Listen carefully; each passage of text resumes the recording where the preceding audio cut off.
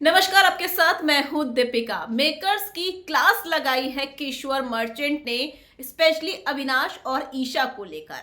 अगर आप आज का भी प्रोमो देखेंगे तो उसमें चूम और करणवीर की भी क्लास लग गई है, लेकिन अविनाश को लेकर विवियन के पीछे पड़ गए मेकर्स। जब विवियन लेते हैं अविनाश और ईशा से सलाह, तब मेकर्स कहते हैं कि आप खुद से क्यों नहीं करते हैं। लेकिन जब बिना बात किए उन्होंने टिकट टू फिनाले को छोड़ दिया, तब मेकर्स को ये नाराजगी थी कि ईशा अविनाश ने तो बहुत मेहनत की थी, आपने एक बार भी उनसे पूछना जरूरी नहीं समझा। तो बेसिकली मेकर्स जो है कहीं ना कहीं अविनाश और ईशा को बचा कर चल रहे हैं और उनकी एक इमेज को बिल्ड किया जा रहा है। इसी को लेकर किशोर मर्चेंट मेकर्स पर भड़की है। क्या कुछ उन्होंने कहा है, चलिए बताएंगे आपको इस वीडियो में। अगर आपने सब्सक्राइब नहीं किया है तो जल्दी से कर लीजिए ताकि सारी की सारी लेटेस्ट खबरें आप तक पहुंचे जल्द से जल्द।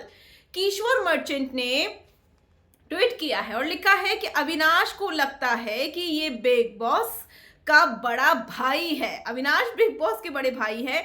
मे बी वो हर सैटरडे को ये होता है कि उसकी इमेज को बिल्ड किया जाता है और उसकी एक नई इमेज बनाई जाती है, बहुत अच्छी बनाई जाती है। वो बैश उनको मिलता ही नहीं है, ना ईशा को मिलता है ना ही अविनाश को मिलता है। बाकी सबकी क्लास लगती है, इन दोनों की क्लास आज तक नहीं लगी है, जबकि इन्होंने बहुत सारी चीजें, स्पेशली ईशा ने बहुत सारी चीजें गलत की हैं और बहुत गंदी की हैं।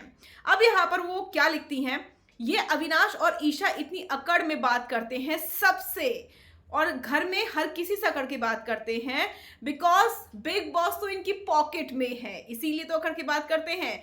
वरना ये मेकर्स ने ईशा को एक्सपोज क्यों नहीं किया अभी तक, जबकि वो खुद भी काउंटिंग कर रही थी। रजत की पूरी टीम को नॉमिनेट कर दिया और ईशा को बचा लिया। यही डबल स्टैंडर्ड है और यही बहुत बड़ी मिस्टेक है। और साथ ही साथ उन्होंने ये भी लिखा है, क्यों आखिर हर सैटरडे को अविनाश की जो भी मिस्टेक होती है उसका जस्टिफिकेशन दिया जाता है सलमान खान की ओर से।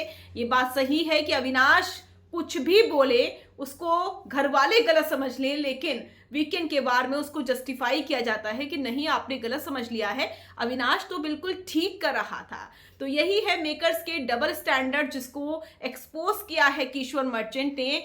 आपको याद होगा 3 टीमें बनाई गई थी नॉमिनेशन टास्क के लिए और वहां पर ईशा भी काउंटिंग कर रही थी। वो पिक्चर भी मैंने आपको दिखाई थी, लेकिन ईशा पर गाज नहीं गिरी। गाज गिरी रजत पर, श्रुतिका पर, चाहत पर, और इसमें से 2 लोग एलिमिनेट भी हो चुके हैं, क्योंकि मेकर्स यही चाहते थे, इसी ग्रुप को सबसे पहले बाहर भेजना चाहते थे, लाडली ईशा को फिनाले तक लेके जाने के लिए।